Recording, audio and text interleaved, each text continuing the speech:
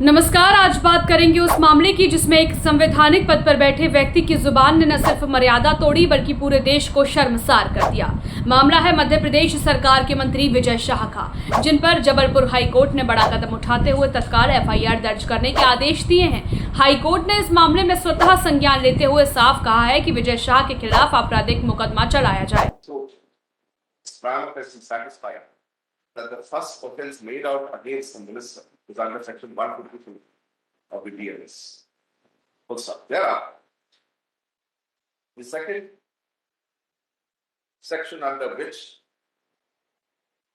the minister, prima facie, is bound to be tried is under section 196 of the IPC, which is promoting enmity between different groups on ground of religion, race, place of birth, residence, language, etc., and doing such acts prejudicial to maintenance of harmony.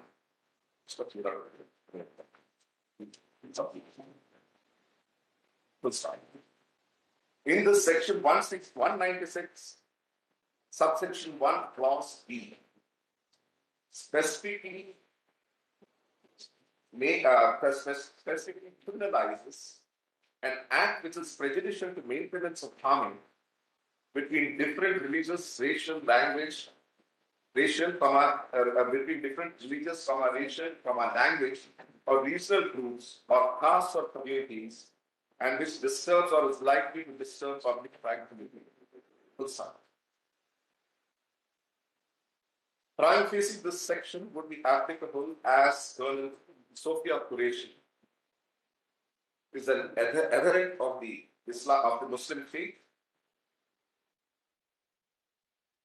and deriding her by referring to her as the sister of terrorists. पूरा विवाद तब शुरू हुआ जब विजय शाह ने सेना की एक सीनियर अधिकारी कर्नल सोफिया कुरैशी के खिलाफ बेहद शर्मनाक, घटिया और आपत्तिजनक टिप्पणी कर दी।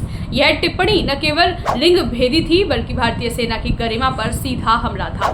शाह के इस बयान पर देश भर में आक्रोश देखने को मिला। सोशल मीडिया पर तीखी प्रतिक्रियाएं आई। हालांकि इस विवाद के बाद विजय शाह मीडिया के सामने बार बार माफी मांगते नजर आए, लेकिन उनके चेहरे के हाव भाव और बातों के अंदाज ने कुछ और ही कहानी बयां की। मैं सोफिया बहन से 10 बार माफी मांगता हूं, माफी, माफी और माफी, ये शब्द बार बार दोहराए गए। लेकिन उसी माफी के तुरंत बाद मंत्री विजय शाह ठहाके लगाते हुए हंसते नजर आए। इस रवैये से स्पष्ट हो गया कि यह माफी सिर्फ कैमरे और मीडिया मैनेजमेंट के लिए थी, न कि दिल से। ऐसे में सवाल यह उठता है, क्या मंत्री विजय शाह को वास्तव में अपने बयान पर पछतावा है या यह सब सियासी डैमेज कंट्रोल का हिस्सा है? हाई कोर्ट के इस एक्शन के बाद अब बीजेपी पर भी सवाल उठने लगे हैं। क्या एक महिला अधिकारी के सम्मान से खिलवाड़ करने वाले व्यक्ति को मंत्री पद पर बने रहने देना उचित है?